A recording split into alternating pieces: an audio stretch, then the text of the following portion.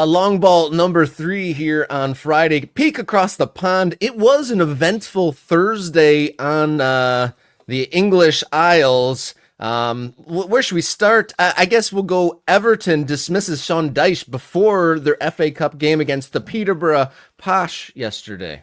What do you think about that? No, Everton, no. What are you doing here, Everton? You know what I saw? The flag post, some bad news is coming when they do the corner flag post. Oh, I know. Don't do that. First of all, let's find some other inanimate object to post to indicate that some bad news is coming down the line. Look, okay, I get it. Managers get fired. Managers in danger of being in the relegation zone or pulled down or relegated get fired. Sean Dyche is not a guy who should be immune from said things. And yet, where do you go? And I saw it's David Moyes. Really? They're going to be like, you know what, David? How much do you have left in you, bud? Can you get off? Can you get off the sofa and come over and come back and try again? You can't go home again. We know that. You can't go home again. It doesn't work. I mean, I just don't know. Because again, the guy you hire to save Everton is the guy you just fired. That's right now. That's the calculation. Who else is the Sean Dyche, if not Sean Dyche? There's only one Sean Dyche, and I mean, you're asking somebody to do what? Just raise the spirits, because the tactics are not going to fundamentally change.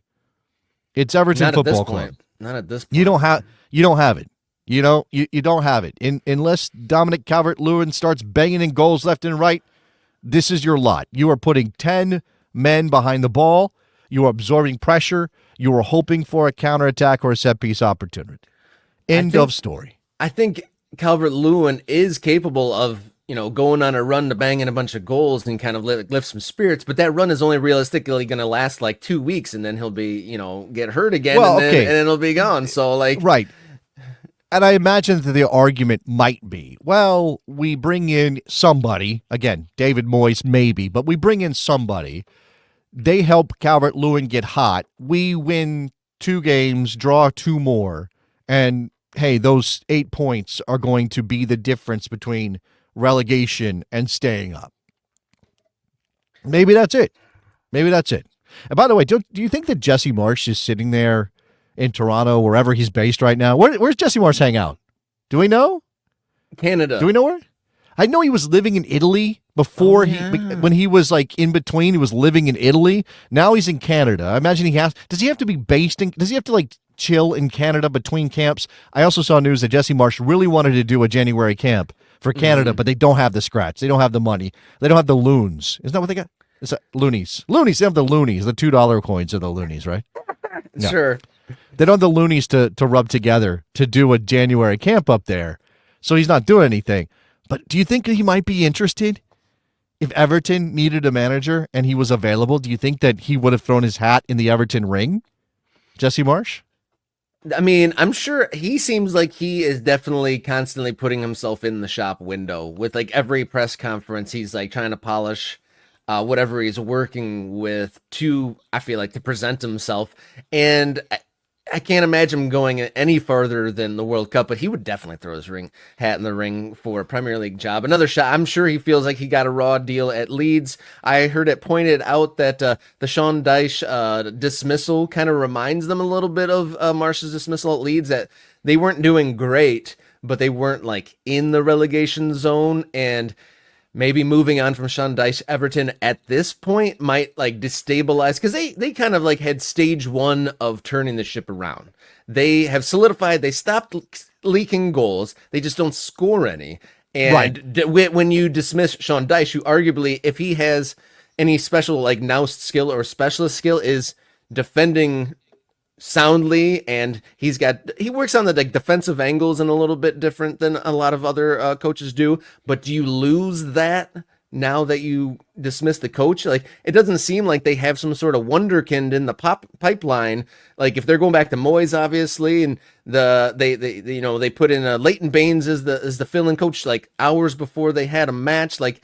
I wonder if Sean Dyche just like flipped him the bird and they're like, all right, just get out Well, of here. remember that there are new owners at Everton. Well, that's what I'm right? saying. Like, did they come in and like, hey, Sean, nice to meet you, and said something he didn't like, and so words were had? I mean, I haven't seen any reporting that some sort of disgruntled flare up or anything, but it just seems odd to do it now, and it seems more of like a destabilizing move rather than like this is the wave of the future. The only way that it makes a lot of sense, okay, the way that thing with the issue of timing, I guess you could maybe try to reason out that they have a target and the timing matters for hiring that target. But I don't know. I've been looking at a list of possibilities. Some of these guys are available and some of the guys are technically not available. So, Jose Mourinho, technically not available, managing in Turkey, where he says it's dark and it's gray and smells bad. Also hates the refereeing situation. He just hates it down there. So maybe he would be available if they had that. But according to the BBC, they're saying he's not because he worked under the same owners at Roma, and they sacked him at Roma.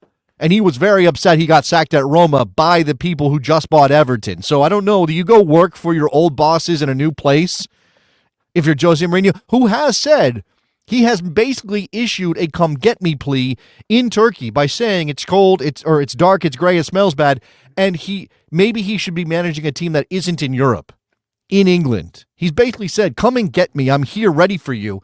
And maybe Everton should ponder it. All right. Allegri. You mentioned Leighton Baines. That's Lee Carsley, formerly England manager. Steve Cooper, who just got fired recently. Paulo Fonseca, former Milan manager who just got fired. Thomas Frank. Why would he be available? I don't know. David Moyes. Again, feels like the man should be retired. Like, I feel like David Moyes should be like putting together model cars in his shed. I don't think he should be managing a football club right now. Gareth Southgate, Eric Ten Hag. Ten Hag is a toffee. Ten Hag is a toffee. But there's some sort of there's some weird poetry to the West Ham job switcheroo coming at the same time when Everton dismissed their manager. There's some weird poetry with the David Moyes connection there. I can't quite articulate it, but there's some sort of weird cosmic I don't know punishment to that. Yeah, I don't know why you would, man. I don't know why you would.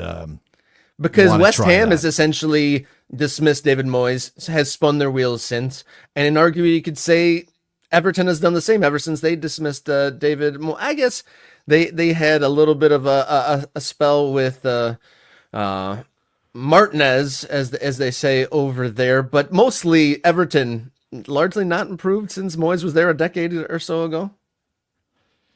Yeah. That's a good question. I mean, that's what I mean though. Like, are you trying to recapture some sort of glory that doesn't actually exist?